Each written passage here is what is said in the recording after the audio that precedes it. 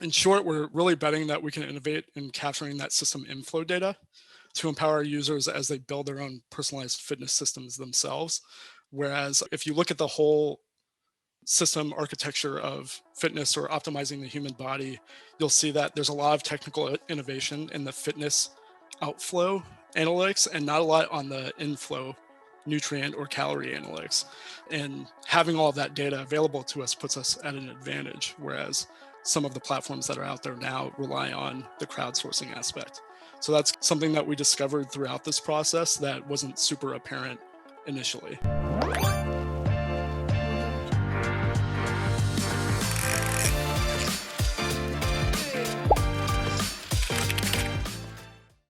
Hello, everyone, and welcome to another Hatchpad Insight. I'm Tim Winkler, the creator of Hatchpad, community connecting progressive engineers with emerging startups. If this is your first time here, don't forget to hit subscribe for updates on new Insight interviews like this one. Today, we are chatting with Mehmet Bolak, the head of engineering at Territory Foods, a food tech startup headquartered in Arlington, Virginia. Mehmet, thanks for hanging out with us at the Hatchpad. Hey, great to be here. Glad to have the discussion with you today. Excellent. Why don't we jump in and start with, just give us a little bit of a quick intro on your background leading up to your current role with Territory Foods. Yeah, I'll give a chronological background. I'm Mehmet Bolak, head of engineering here at Territory Foods. I started coding when I was a kid. I played a lot of video games on the PC and had this general curiosity in how to modify them and how things worked. Fortunately enough, my high school offered CS classes, so I took my first software engineering class when I was 15 in high school. After that, I went to school for CS at UCF and then worked for a slew of different companies, beginning with a hosting company, a software consultancy where I worked on a lot of different business domains, and then a couple of interesting startups here in the DC area. One of them was building open source EHR software for different healthcare initiatives. And then most recently, prior to Territory, a business travel startup here in DC, where I ended up leading some of the software engineering efforts. And then last summer, I had the awesome opportunity to join Territory Foods as the head of engineering, which has been really awesome and rewarding. It's definitely interesting going from software products into a product where you have like a physical thing you're delivering to people and then keeping track of all of the logistics of that. So that's new for me, but definitely interesting and exciting problems in that space. Cool. Yeah, on that note, why don't we get a little bit more info on Territory Foods? Tell us a little bit about the company and what you all are building. Yeah, for sure. So we're a food tech startup that partners with local chefs to provide healthy, locally prepared meals to our customers.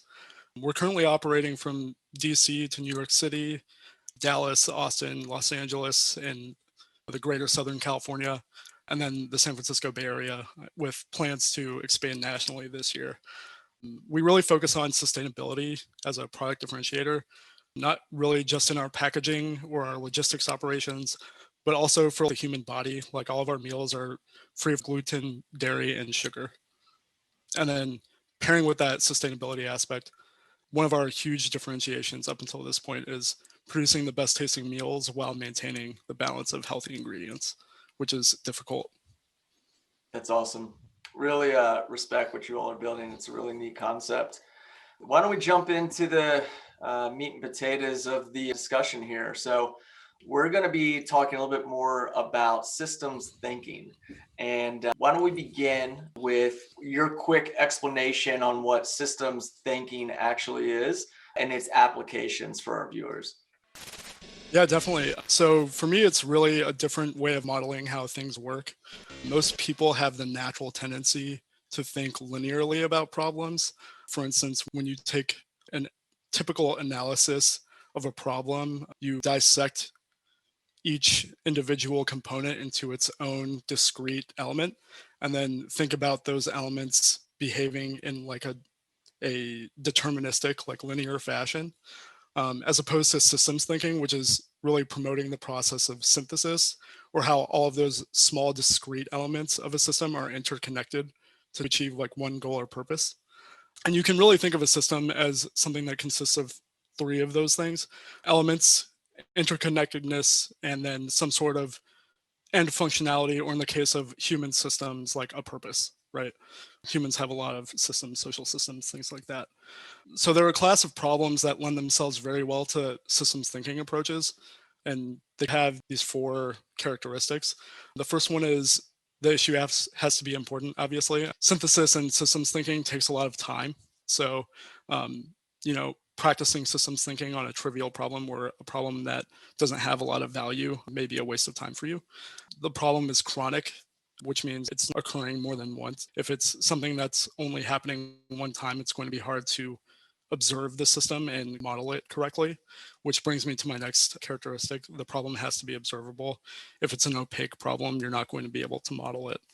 And then the problem isn't solved or it's only partially solved. So if you have a solved problem, there's no use in modeling this out as it takes a lot of time. So really, anything that fits those constraints is a problem apt for this type of thinking. You can think of software systems, obviously, being a software person and a computer science person, that's where my brain goes first. But you can also think of other things like ecological systems and then social systems and things like that. Really, the world is made up of systems, the universe is made up of systems and how they interconnect. And sometimes systems are just elements in other systems. Yeah, fascinating topic. Leads into the next question here. So, how can you model your product's user journey using systems thinking to identify gaps or leverage that you can utilize in the system that you are modeling? Yeah, so if you think of a system, there are all these intangible pieces or elements to consider. In social systems, for instance, there are emotions, stress, excitement, and other systems, including software and a user journey, are no different. So given that, the easiest way to start modeling a system is to identify all of its tangible elements, because those are the elements that you see when you're observing the system. In our case, this could be a person ordering our food or each product that they're buying. So it's super easy to overdo this process. As a disclaimer, once you start identifying elements, you can literally break them down into their own systems and their own elements recursively and seemingly forever. So before you get that far and you've listed most of the obvious and apparent elements of a system, you can start thinking about what the interconnections of these elements are. And these interconnections can be thought of as either physical flows of how elements interact with each other or other behaviors. Once you have some of the tangible elements and interconnections, and this is my personal preference, you can do this however you like, it's really dealer's choice. But being a software guy, I generally like to implement them as a graph data structure where each node of the graph is an element and each edge is an interconnection of the system. If you don't want to dive into a graph database like Neo4j or something like that, you can just use a regular diagramming tool like Lucidchart or MindNode to start mapping all of these elements and interconnections in one place. Once you have this initial diagram, you can keep observing the system in question for behavioral changes to find your intangible elements. So as you observe the system, you'll notice that there are things happening that aren't explained by the current elements and the interconnections that you have mapped out in your model. And you'll start seeing those intangible elements and how they're interconnected in the system.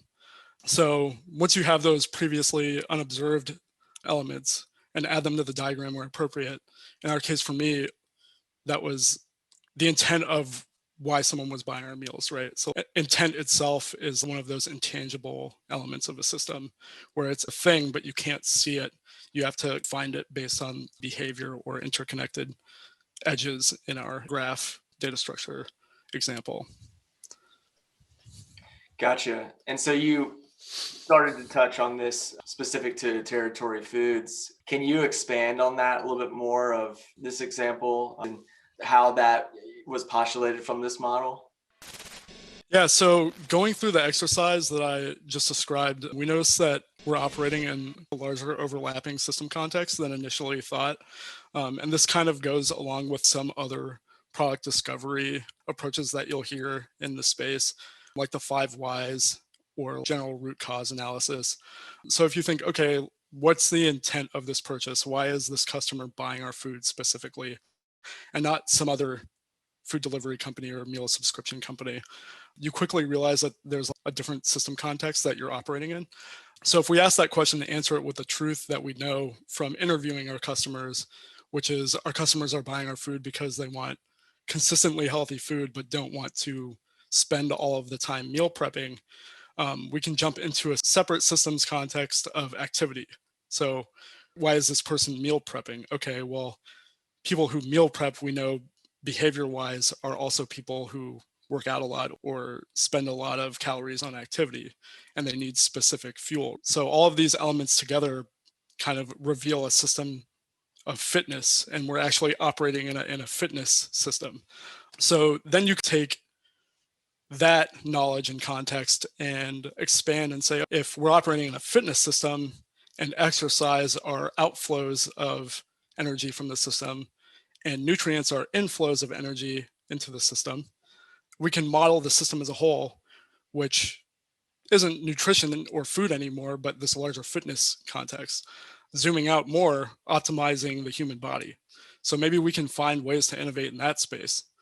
So having that new context, we jump into product discovery and we find applications like MyFitnessPal, which rely heavily on the user's crowdsourcing calorie and macronutrient information that may or may not be accurate at any given time. Whereas we actually have all of that data for our food. We have all of those nutrients. We have all of the calorie counts. We know exactly what you're eating as long as you say, this is the meal that I just ate. And then you see applications like Peloton where all of the system outflow data is already being captured in platforms like Apple Health Kit. So you can kind of see where I'm going with that. In short, we're really betting that we can innovate in capturing that system inflow data to empower users as they build their own personalized fitness systems themselves. Whereas if you look at the whole system architecture of fitness or optimizing the human body, you'll see that there's a lot of technical innovation in the fitness outflow analytics and not a lot on the inflow nutrient or calorie analytics. And having all of that data available to us puts us at an advantage, whereas some of the platforms that are out there now rely on the crowdsourcing aspect. So that's something that we discovered throughout this process that wasn't super apparent initially.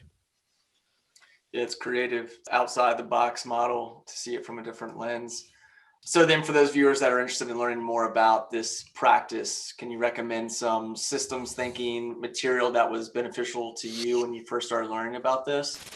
Yeah, for sure. I think the main medium that was helpful for me was the book Thinking in Systems by Donella Meadows. I strongly recommend that book to start out with. And then there are a bunch of websites and blogs and Medium publications out there.